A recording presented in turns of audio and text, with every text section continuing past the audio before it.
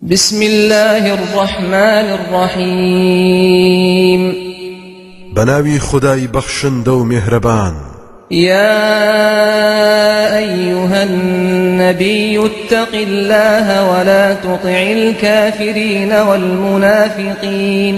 إن الله كان عليما حكيما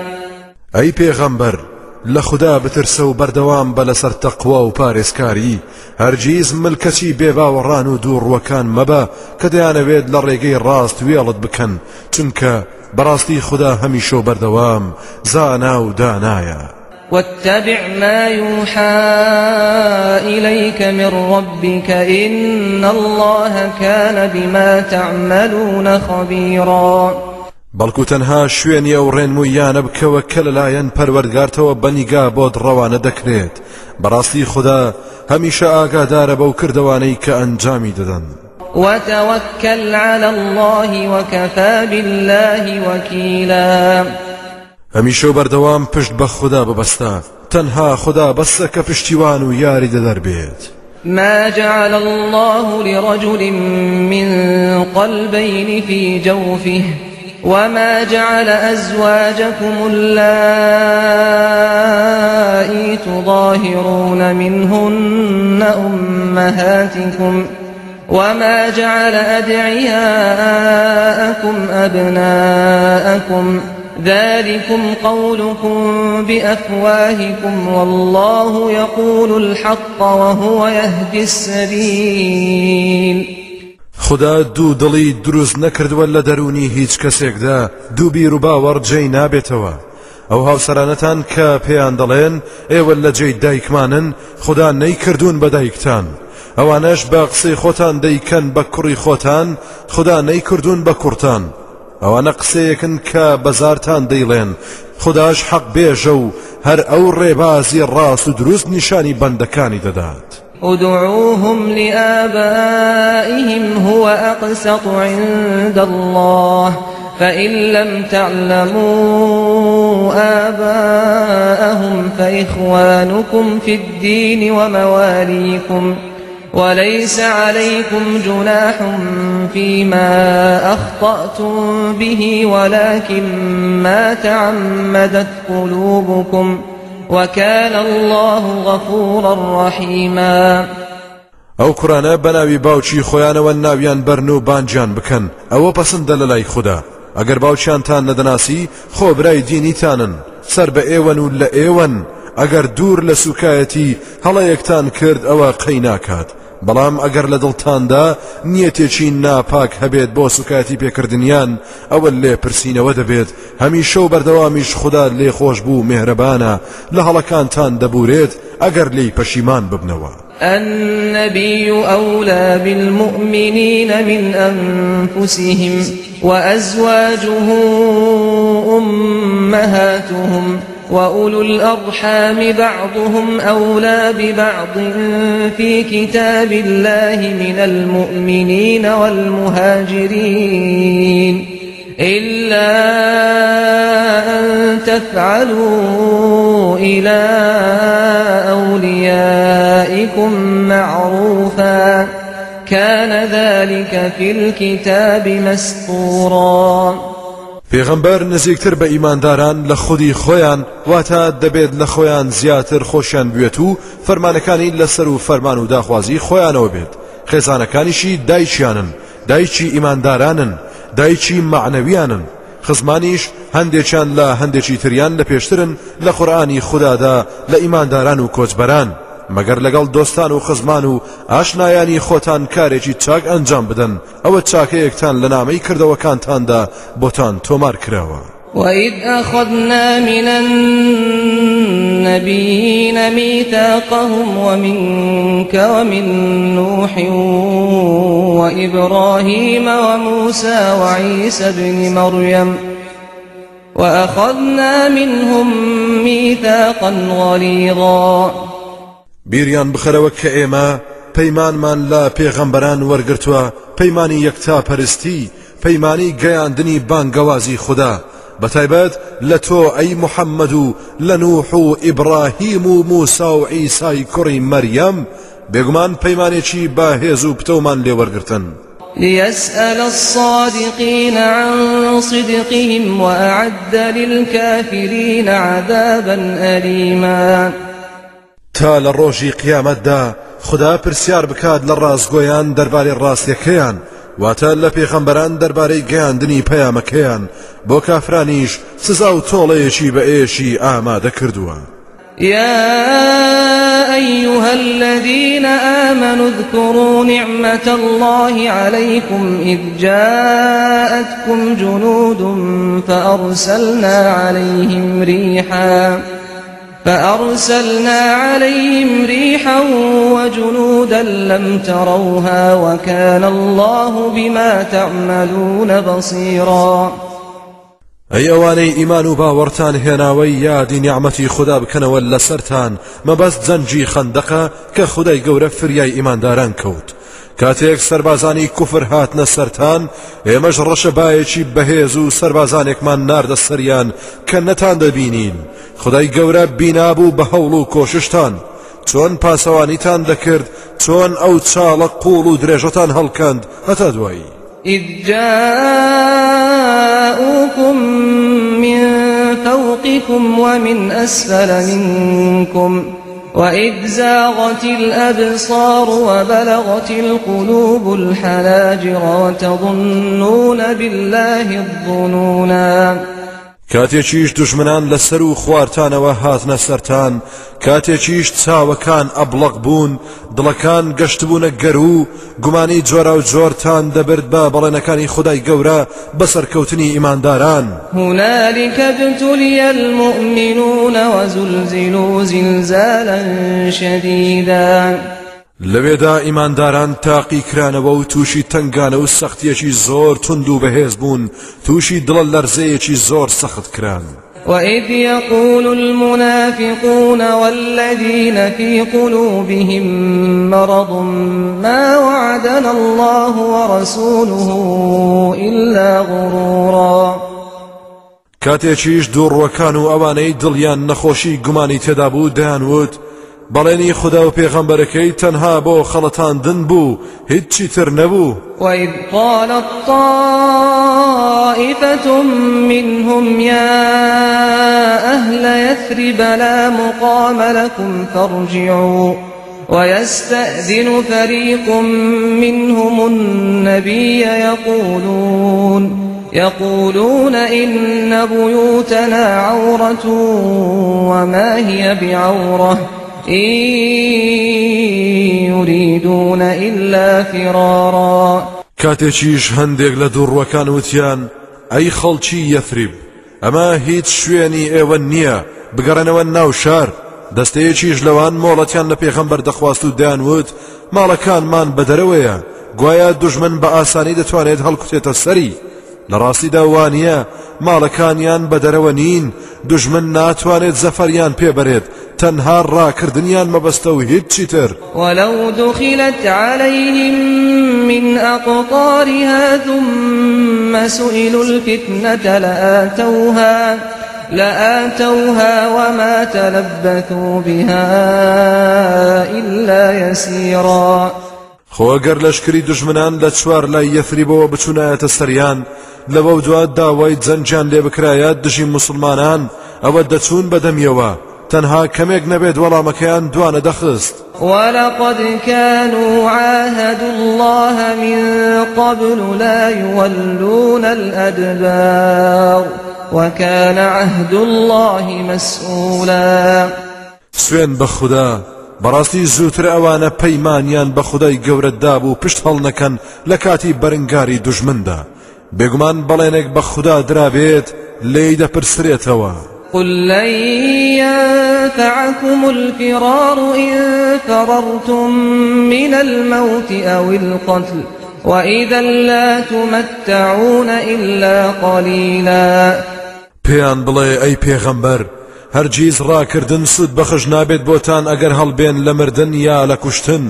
ئەوسا تەنها کەمێک نەبێت دوا ناخرێن و ڕابواردن و ژیانتان زۆر کەم و کۆتایە. قل من ذا الذي يعصمكم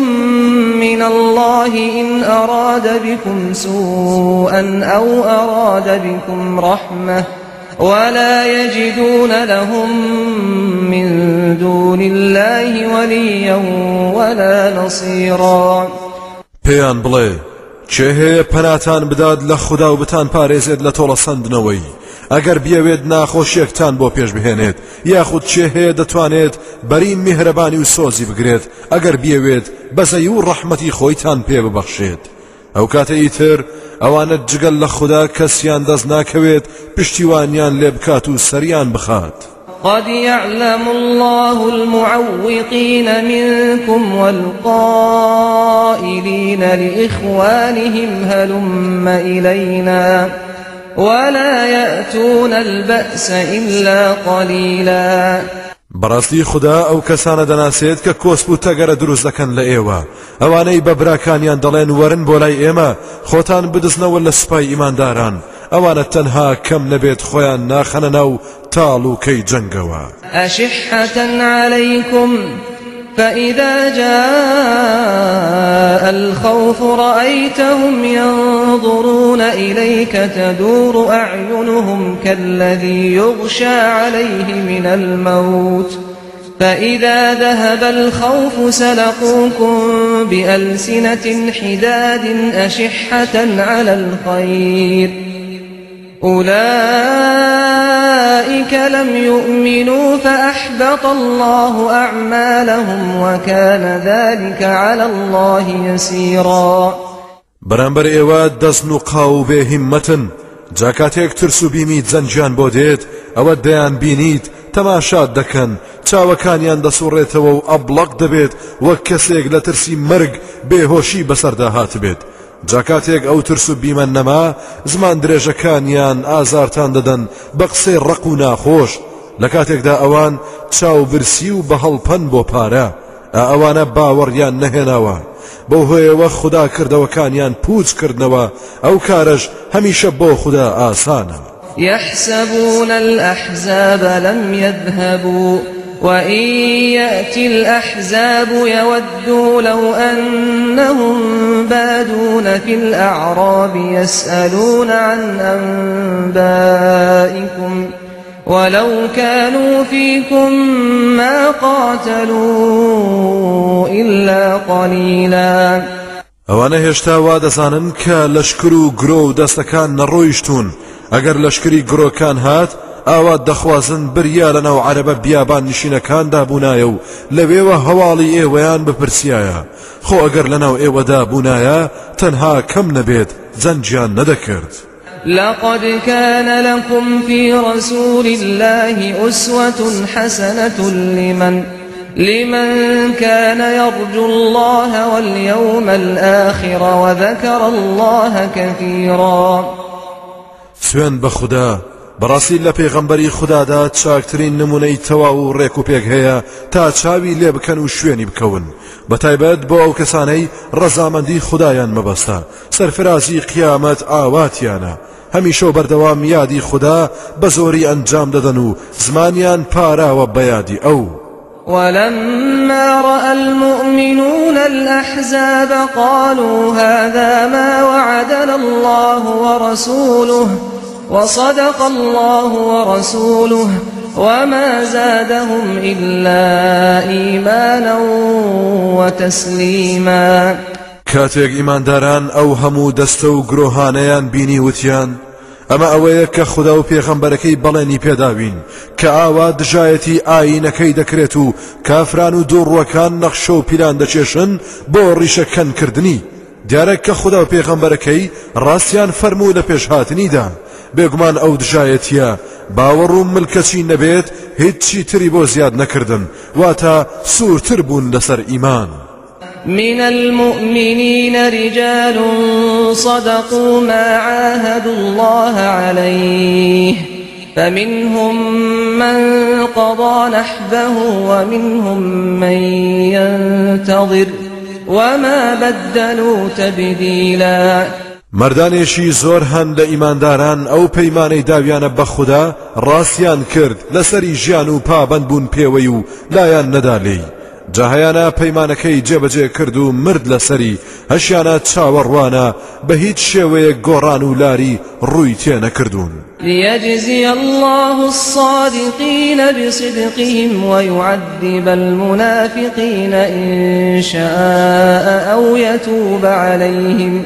إن الله كان غفورا رحيما تا خدای گەورە پاداشی ڕازگۆیان بەهۆی ڕاستیەکەیان بداتەوە هەروەها سزا و تۆڵەی دووڕوەکانیش بدات ئەگەر بیەوێت یا تەوبە و پەشیمانیان لێ وەردەگرێت چونکە بەڕاستی خوددا هەمیشە و بەردەوام لێ خۆش بوو میهرەبانە ورد الله الذين كفروا بغيظهم لم ينالوا خيرا وكفى الله المؤمنين القتال وكان الله قويا عزيزا خدا کافرانی تێکشکاند و جێڕانیەوە دواوە بە خۆیان و کینە و بغزیانەوە هیچ جۆرە خێرێکیان دەست نەکەوت هەر خدا خۆی ئیماندارانی لە جەنگ پاراست هەر خۆشی بە باوباران و لەشکری تایبەتی کافرانی تێکشکاند جا هەمیشە و بەردەوام خدا بەهێزە و بەدەسەڵاتە وأنزل الذين ظاهروهم من أهل الكتاب من صياصيهم وقذف في قلوبهم الرعب فريقا تقتلون وتأسرون فريقا ئەوانەی پشگیری قوڕەیشیەکانیان کرد لە خاوەنی کتێبە ئاسمانیەکان لە جووەکانی بەنی قوڕەیضا خدای گەورە لە قەڵاکانیان دایگرتن ترس و بیمی فڕێدایە دڵیان تاوایان لێهات دەستەیەکتان کوشتن و دەستەیەکیشتان بەدیل گرتن وأورثكم أرضهم وديارهم وأموالهم وأرضا لم تطئوها وكان الله على كل شيء قديرا سرنجام هرچی زەوی و زار و ماڵ و خان و سامانێکیان هەبوو خدا بەخشی بە ئێوە هەروەها شوێنی تریش کە هێشتا تا ئێستا پێیدا نەڕۆیشتون هەمیشە و بەردەوام خدا دەستی بەسەر هەموو شتێکدا دەڕوات بە پشتیوانی خدای گەورە ڕۆژێک دێت پیلانجێڕان سەرشۆڕ و ڕیسوا دەکات و هەرچی سامان و ماڵێک کە بە خیانەت و فێڵ بەدەستیان هێناوە دەدرێتەوە بە خاوەنەکانی يا أيها النبي قل لأزواجك إن كنتن تردن الحياة الدنيا وزينتها فتعالين أمتعكن وأسرحكن سراحا جميلا أي پیغمبر بهاوسرانت بڵێ ئەگەر ئێوە تەنها ژیانی دنیا و ڕازاوەیەکەیتان دەوێت ورن با هەندێک شتومەک و پارە و سامانتان پێ ببەخشم لەوە دواش بە جوانترین شێوە دەست بەردارتان ببم وإن كنتن تردن الله ورسوله والدار الآخرة فإن الله أعد للمحسنات منكن أجرا عظيما خۆگەر ئێوە خدا و پێغەمبەرەکەی و پاداشی ڕۆژی قیامەتتان دەوێت ئەوە دڵنیابن کە خدا بۆ چاکەکارانتان پاداشتی زۆر گەورە و بێ ئەندازەی ئامادە کردووە پێغەمبەر صلی الله عليه وسلم هەموو هاوسەرانی یەک تاقی کردەوە هەمویانیان خدا و پێغەمبەر و پاداشتی قیامەتیان هەڵبژارد يا نساء النبي من يأت منكن بفاحشة مبينة يضاعف لها العذاب ضعفين وكان ذلك على الله يسيرا أي هاوسراني پیغمبر هرکس لە ئێوە بە گوناهێکی گەورەی ئاشکرا هەستێت ئەوە با بزانێت کە دوو بەرابەر سزا دەدرێت ئەوەش لە لای خدا زۆر ئاسانە چونکە ئێوە قەدر و ڕێزی تایبەتیتان هەیە ومن يقنت منكن لله ورسوله وتعمل صالحا نؤتها أجرها مرتين وأعتدنا لها رزقا كريما ئەوەشتان فەرمان بەردار و ملکەچی خدا و پێغەمبەرەکەی بێت کردەوەی چاچیش ئەنجام بدات ئەوە دوو جار پاداشتی دەدەینەوە هەروەها ڕزق و ڕۆزیەکی بەنرخ و پیرۆزمان لە بەهەشتدا بۆ ئامادە کردووە. يا نساء النبي لستن كأحد من النساء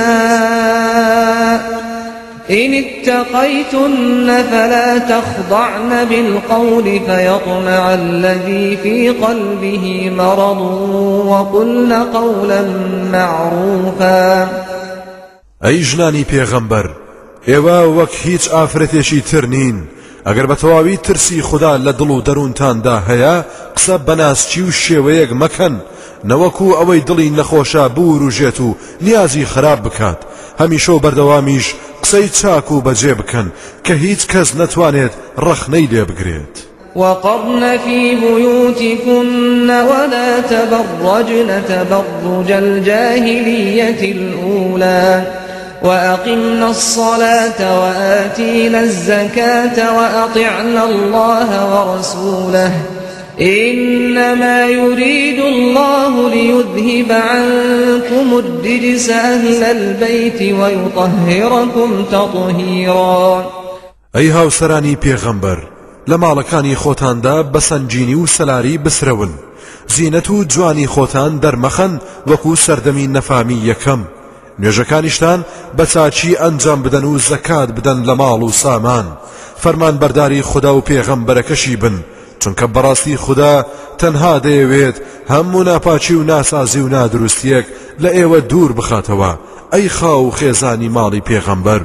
بەتەواوی پاکتان بکاتەوە دوور لە هەموو ناتەواوی و قسە و قسەلۆچێک. واذكرن ما يتلى في بيوتكن من آيات الله والحكمة إن الله كان لطيفا خبيرا. هەرچی لە ماڵەکانتاندا دەخوێندرێتەوە لە قورئان و فەرموودا یادی بگرن و فەرامۆشی مەکەن و باسی بکەن بۆ خەڵکی بەڕاستی خوددا هەمیشە و بەردەوام بە لوتف و وردبین و بە ئاگایە لە هەڵس و کەوتی بەندەکانی. إن المسلمين والمسلمات والمؤمنين والمؤمنات والقانتين والقانتات والصادقين والصادقات والصابرين والصابرات والخاشعين والخاشعات والمتصدقين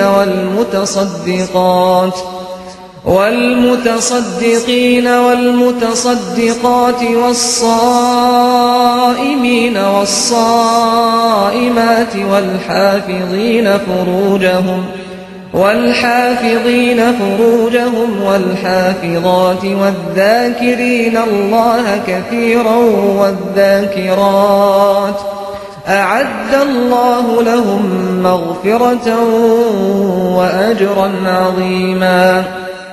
بەڕاستی پیاوان و ئافرەتانی موسڵمان پیاوان و ئافرەتانی ئیماندار پیاوان و ئافرەتانی ملکەت و فەرمانبەردار پیاوان و ئافرەتانی ڕاستگۆ پیاوان و ئافرەتانی خۆگر پیاوان و ئافرەتانی لە خوددا ترس پیاوان و ئافرەتانی بەخشندە پیاوان و ئافرەتانی ڕۆژوەوان پیاوان و ئافرەتانی داوێن پاک و ئەو پیا و ئافرەتانەی کە زۆر یادی خوددا دەکەن بەخشین و لێبوردەیی و پاداشی زۆر مەزن و بێسنووریان لەلایەن خودای گەورەوە بۆ ئامادە کراوە هەر کە دنیایان بەجێهێشت پێی شاد دەبن. وما كان لمؤمن ولا مؤمنة إذا قضى الله ورسوله أمرا أن يكون لهم الخيرة من أمرهم ومن يعص الله ورسوله فقد ضل ضلالا مبينا.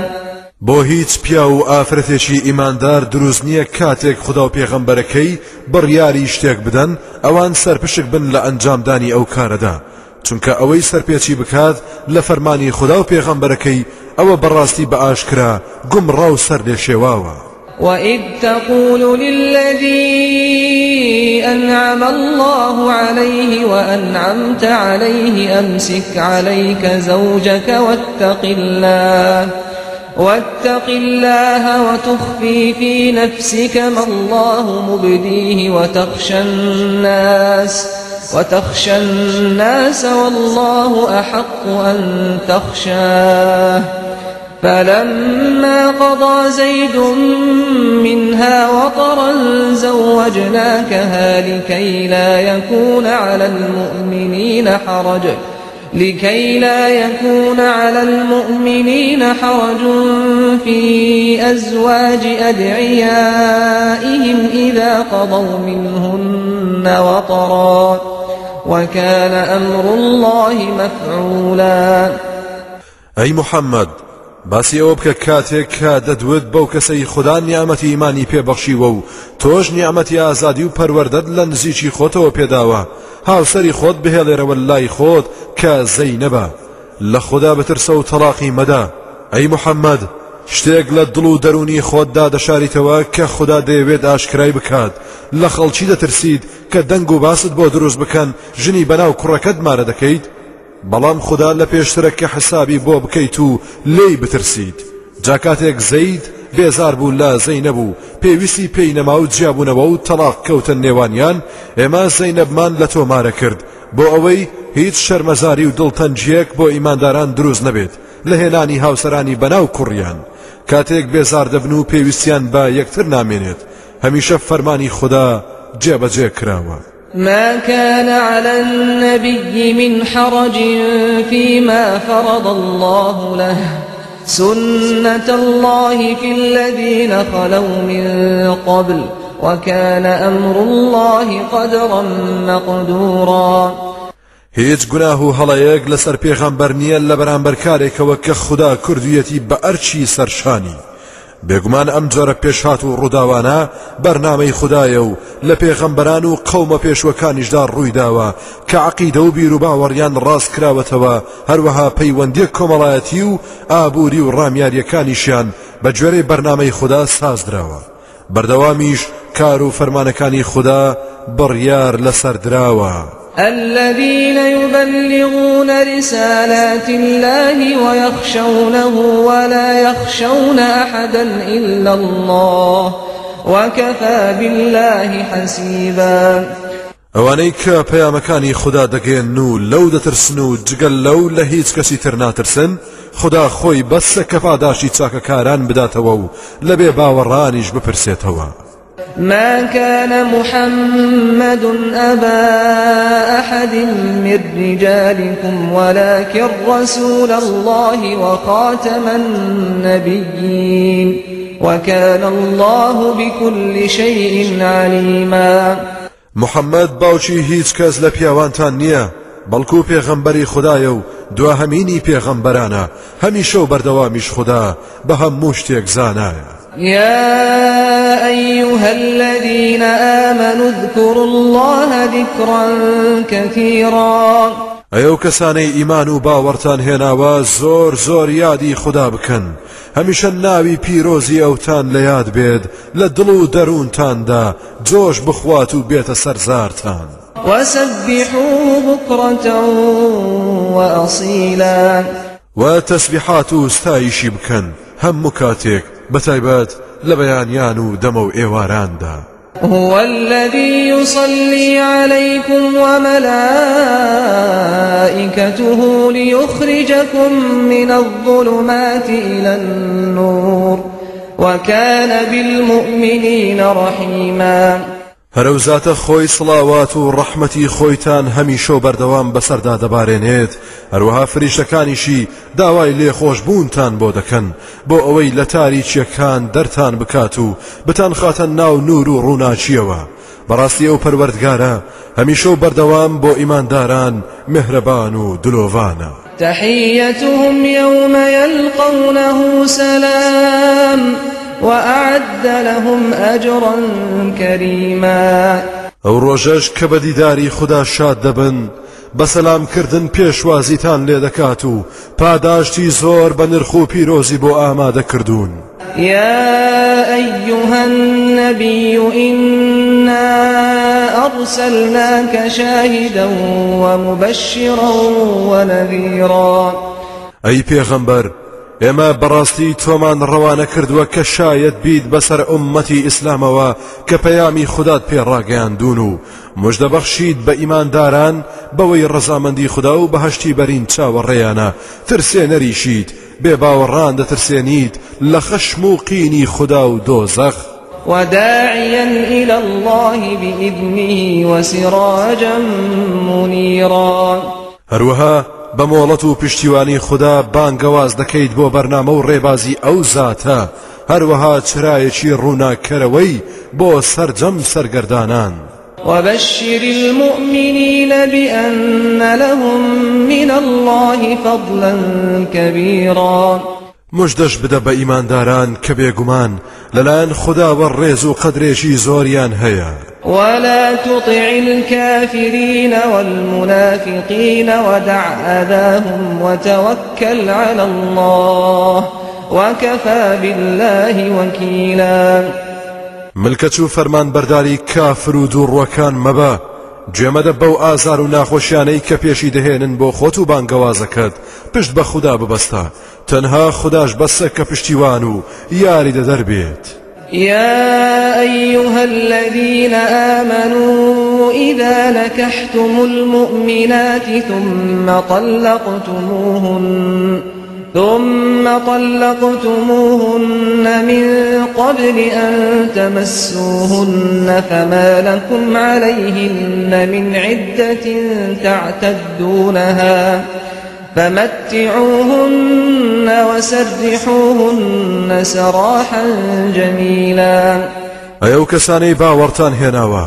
کاتێک ئافرەتانی ئیماندارتان مارە کرد لەوەدا جیابوونەوە و تەلاقتاندان پێش ئەوەی بچنە لایەن ئەوە هیچ عیددە و ماوەیەکیان ناوێت تا حسابی بۆ بکەن ماوەی چاوەڕوانی ناوێت بۆ ئەوەی شوو بکات بە کەسێکی تر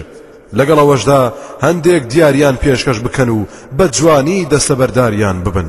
يا أيها النبي إنا أحللنا لك أزواجك اللاتي آتيت أجورهن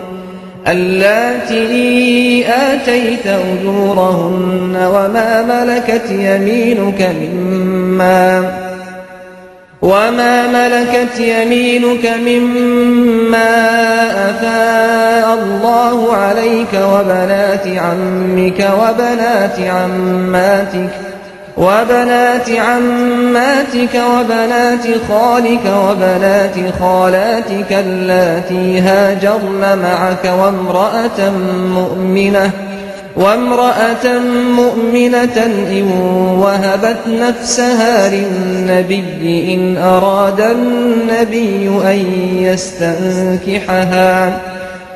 أراد النبي أن يستنكحها خالصة لك من دون المؤمنين قد علمنا ما فرضنا عليهم في أزواجهم وما ملكت أيمانهم لكي لا يكون عليك حرج وكان الله غفورا رحيما أي پیغمبر ئێمە بێگومان ئەو هاوسەرانەتمان بۆ حەڵال کردویت کە مارەیت پێبەخشیون ئەو ئافرەتانش کە کەنیزەکی تۆن و لە جەنگدا بەدیل گیراون لەو سەردەمەدا کەنیزەک دیاردەیەکی کۆمەڵایەتی سروشتی بووە ئاینی پیرۆزی ئیسلام بە جۆرەها شێوە هەوڵی نهێشتنی ئەو دیاردەیەی داوە هەروەها کچە مامەکانت کچە پورەکانت کچە خاڵەکانت کچی ئەو پورانت کە کۆچیان کرد لەگەڵ تۆدا و هەر ئافرەتێکی بڕوادار ئەگەر ویستی خۆی پێشکەشی پێغەمبەر بکات و پێغەمبەریش ویستی مارەی بکات کە ئەمەیان تایبەتی تۆیە ئەی پێغەمبەر نەک ئیمانداران بەڕاستی ئێمە ڕێو شوێنمان بۆ ئەوان واتە ئیمانداران ڕوون کردوتەوە بەرامبەر هاوسەران و کەنیزەکەکانیان ئەم ڕوونکردنەوەیە بۆ ئەوەیە هیچ دڵتەنجی و غەمباریەکداتان نەگرێت وابزانیت کە تۆ لە سنوور دەرچوویت هەمیشە و بەردەوام خوددا لێ خۆش بوو میهرەبانە ترجي من تشاء منهن وتؤوي إليك من تشاء ومن ابتغيت ممن عزلت فلا جناح عليك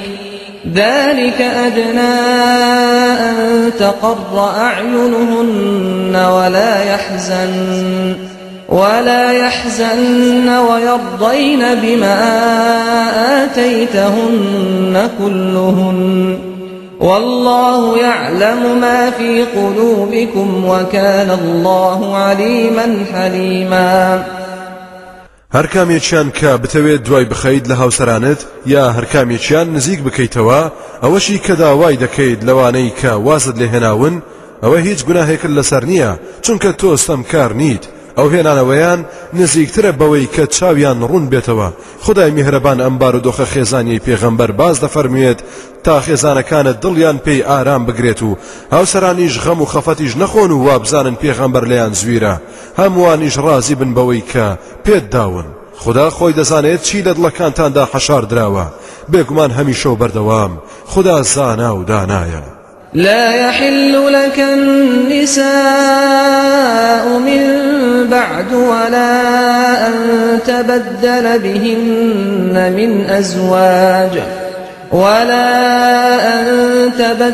بهن من أزواج ولو أعجبك حسنهن إلا ما ملكت يمينك وكان الله على كل شيء رقيبا. لەمەودووە هێنانی ئافرەتانی تر بۆ تۆ حەڵاڵ نییە یان وازهێنان لە هەندێکیان تا هاوسەرانی تر بخەیتە جێیان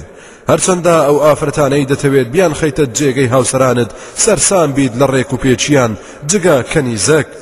هەمیشە و بەردەوام خدا چاودێری هەموو شتێک دەکات. يا أيها الذين آمنوا لا تدخلوا بيوت النبي إلا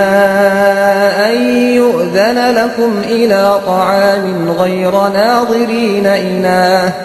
ولكن إذا دعيتم فادخلوا فإذا طعمتم فانتشروا ولا مستأنسين لحديث إن ذلكم كان يؤذي النبي فيستحيي منكم والله لا يستحيي من الحق وإذا سألتموهن متاعا فاسألوهن من وراء حجاب ذلكم أطهر لقلوبكم وقلوبهم وما كان لكم أن تؤذوا رسول الله ولا أن تنكحوا أزواجه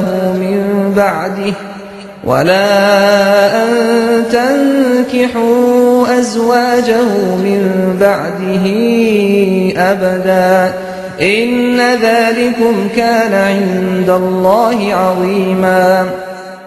ئەو کەسانەی باوەڕتان هێناوە مەچن بۆ سەردانی ماڵەکانی پێغەمبەر مەگەر مۆڵەتتان بدرێت و مۆڵەت بخوازن. ئەگەر مۆڵەت دران بۆ نان خواردنێک چاوەڕێی پێگەیشتنی مەکەن ئەگەر پێنەگەیشت بوو. مەبەست ئەوەیە کە زوو مەچن کە هێشتا خواردنەکە پێنەگەیشتووە. بەڵام کاتێک بانکران ئەوە بچنە ژوورەوە.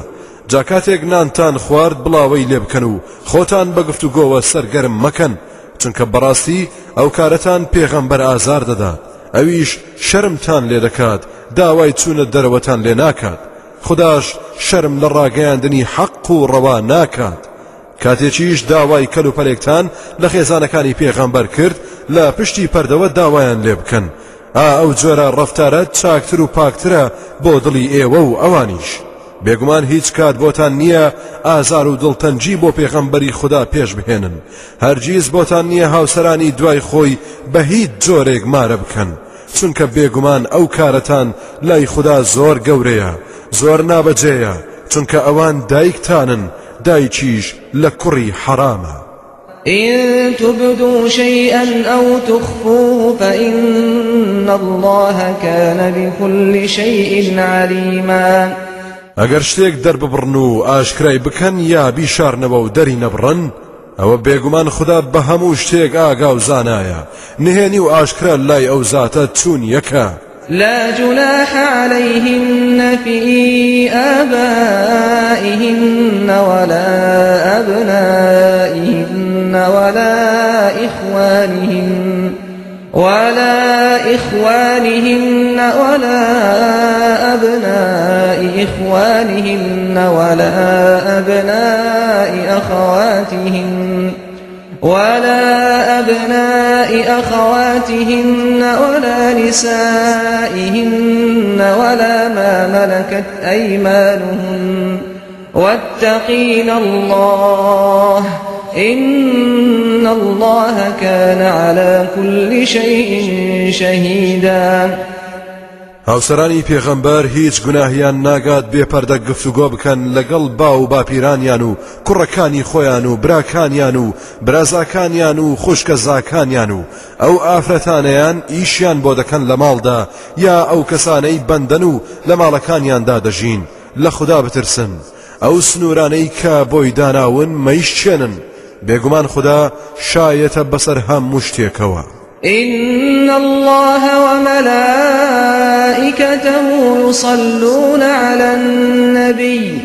يا أيها الذين آمنوا صلوا عليه وسلموا تسليما. بەڕاستی خوددا و فریشتەکانی سڵاوات دەدەن لەسەر پێغەمبەر ئەی ئەوانەی باوەڕتان هێناوە ئێوەش سەلام و سەڵاواتی لەسەر بدەن و بەردەوام یادی خێری بکەن. إن الذين يؤذون الله ورسوله لعنهم الله في الدنيا والآخرة وأعد لهم عذابا مهينا. بێگومانەوانەی ئازاری خوددا و پێغەمبەرەکەی دەدەن مەبەست ئازاردانی پێغەمبەرە صلی الله عليه وسلم یا ئەوانەی کە هاوڵ بۆ خوددا بڕیار دەدەن و کوفر دەکەن و گوێنی پێدەدەن خوددا نەفرینی لێکردوون لە دنیا و قیامەتدا سزایەکی زۆر خەجاڵەت ئاوەر و سەرشۆڕکەریشی بۆ ئامادە کردوون. والذين يؤذون المؤمنين والمؤمنات بغير ما اكتسبوا فقد احتملوا بهتانا وإثما مبينا. ئەوانەشی کە ئازاری پیاوانی ئیماندار و ئافرەتانی ئیمانداران دەدەن بەبێ ئەوەی تاوانێکیان ئەنجامدا بێت ئەوە بەڕاستی ئەوانە بوختان و گوناه و تاوانێکی ئاشکرا دەگرنە ئەستۆ بێگومان بەسەریانەوە ناچێت تۆڵەیان لێ دەسێنرێت. يا أيها النبي قل لأزواجك وبناتك ونساء المؤمنين يدنين عليهن من جلابيبهن ذلك أدنى أن يعرفن فلا يؤذين وكان الله غفورا رحيما. أي پیغمبر بە هاوسەران و کچەکان و ئافرەتانی ئیماندار بڵێ کە بە پۆشاچی باڵا پۆش خۆیان داپۆشن ئەوە لەبارترین شتێک کە پێی بناسرێن تا ئازار نەدرێن و تووشی گیر و گرفت نەبن. هەمیشە بەردەوام خوددا لێ خۆش بوو میهرەبانە لە کەم و کوڕی ڕابردووتان خۆش دەبێت. لئن لم ينته المنافقون والذين في قلوبهم مرض والمرجفون في المدينة لنغرينك بهم ثم لا يجاورونك فيها إلا قليلا. سوێن بە خوددا ئەگەر دووڕوەکان و دڵبیمارەکان و پڕوپاگەندەچیەکان لە مەدینەدا کۆڵ نەدەن مۆڵەت و هانی تۆ دەدەین کە تۆڵەیان لێ بسێنیت و زۆربەیان دەربەدەر بکەیت و پاشان کەمێکیان نەبێت لە شاردان نەمێننەوە. مەلعونین ئەینەما ثوقفوا ئوقیدوا وقتلوا تەقتیلا. ئەوانە نەفرین لێکراون لە هەر شوێکدا دەستکەوتن ئەوە دەستگیر دەکرێن و دەکوژرێن چونکە لە خراپە و پیلان و تاوان و کوشتن و دزی و درۆزنی زیاتر هیچیان لێ ناوەشێتەوە. سنة الله في الذين خلوا من قبل ولن تجد لسنة الله تبديلا. دژایەتی ئەو دووڕوانە لە بەرنامەی خوددادایە و لە ڕابردووشدا ئەنجام دراوە هەرگیز گۆڕانکاری نابینی لە یاسا و بەرنامەکانی خوددادا. يسألك الناس عن الساعة قل إنما علمها عند الله وما يدريك لعل الساعة تكون قريبا. أي پیغمبر خەڵکی پرسیارت لێ دەکەن دەربارەی کاتی بەرپابوونی ڕۆژی قیامەت پێیان بڵێ بێگومان زانینەکەی هەر لە لای خوددایە جا چی تۆ یاگادار کردووە لەوانەیە ڕۆژی قیامەت زۆر نزیکیش بێت خەڵکیش لێی غافڵن إن الله لعن الكافرين وأعد لهم سعيرا بێگومان ئەو خوددایە نەفرینی کردووە لە کافرەکان لە ڕۆژی قیامەتیشدا سزایەکی زۆر سەختی بۆ ئامادەکردوون خالدين فيها أبدا لا يجدون وليا ولا نصيرا کە بۆ هەمیشە تیایدا دەبێ بژین لەوێژ نەپشتیوانێک شک دەبەن فریایان بکەوێت نەکەسێک ڕزگاریان بکات يوم تقلب وجوههم في النار يوم تقلب وجوههم في النار يوم تقلب وجوههم في النار يقولون يا ليتنا أطعنا الله وأطعنا الرسولا ڕۆژێک دێت ڕوخساریان ئەم دی و دیوی پێدەکرێت لەناو ئاگردا تا چاک ببرژێن و بسووتێن بەدەم ئاهو ناڵەوە دەڵێن ئای خۆزگە فەرمان بەرداری خوددا بووینایە گوێڕایەڵی پێغەمبەر بووینایە وقالوا ربنا إنا أطعنا سادتنا وكبراءنا فأضلونا السبيلا هەروەها دەڵێن پەروەردگارە بەڕاستی ئێمە ملکەچ و فەرمان بەرداری ئاغا و گەورەکانمان بووین هەر ئەوان ڕێگە و ڕێبازی ڕاستیان لە ئێمە شێوان و سەرگەردانیان کردین ربنا آتهم ضعفين من العذاب والعنهم لعنا كبيرا پەروەردگارە دوو بەرامبەر و دوو چەندانە سزای ئەوانە بدە و نەفرینێکی گەورە و زۆر بێ ئەندازەیان لێ بکات يا أيها الذين آمنوا لا تكونوا كالذين آذوا موسى فبرأه الله مما قالوا وكان عند الله وجيها ئەو کەسانەی باوەڕتان هێناوە وەکو ئەوانە مەبن کە ئازاری موسایاندا خدای گەورەش لەو تۆمەت و بوختانەیان پاراستی و پاچی ئاشکرا کرد ئەو لەلای خوددا زۆر بەڕێز و ئازیزە يا أيها الذين آمنوا اتقوا الله وقولوا قولا سديدا ئەو کەسانەی باوەڕتان هێناوە لە خوددا بترسن و پارێزکار بن هەمیشە قسەی بەجێ و بەسوود بکەن يصلح لكم أعمالكم ويغفر لكم ذنوبكم ومن يطع الله ورسوله فقد فاز فوزا عظيما ئەو سائیتر کردەوەکانتان چاک و بەجێ و پەسەند دەکات لە گوناهەکانیشتان خۆش دەبێت جا ئەوەی فەرمان بەرداری خوددا و پێغەمبەرەکەی بێت ئەوە بەڕاستی سەرکەوتن و سەرفرازیەکی بێ ئەندازە و بێ سنووری بەدەستهێناوە إنا عرضنا الأمانة على السماوات والأرض والجبال فأبين أن يحملنها وأشفقن منها وحملها الإنسان إنه كان ظلوما جهولا بێگومان ئێمە ئەم ئەمانەتەمان ئەمانەتی قورئان نیشانی ئاسمانەکان و زەوی و چێوەکاندا یاخود پێشنیارمان کرد ئێوە ئەم ئەمانەتە بگرنە ئەستۆ بەڵام هەمووان دەستیان پێوە ناو ترسان لی پێیان چاک بوو هەر فەرمان بەردار بن سەرپشک نەبن کەچی ئادەمیزاد هەڵی گرت و گرتیە ئەستۆی خۆی بەڕاستی زۆر ستەمکار و نەفام بوو ئەگەر زۆرینە ڕەچاو بکەین ليعذب الله المنافقين والمنافقات والمشركين والمشركات ويتوب الله على المؤمنين والمؤمنات وكان الله غفورا رحيما تا خدا سزای پیاوان و ئافرەتانی دوو ڕوو هاوڵگەران لە پیاوان و ئافرەتان بدات هەروەها تەوبە و پەشیمانی لە پیاوان و ئافرەتانی ئیماندار وەربگرێت بێگومان خدای گەورە بۆ ئیمانداران لێ خۆش بوو میهرەبانە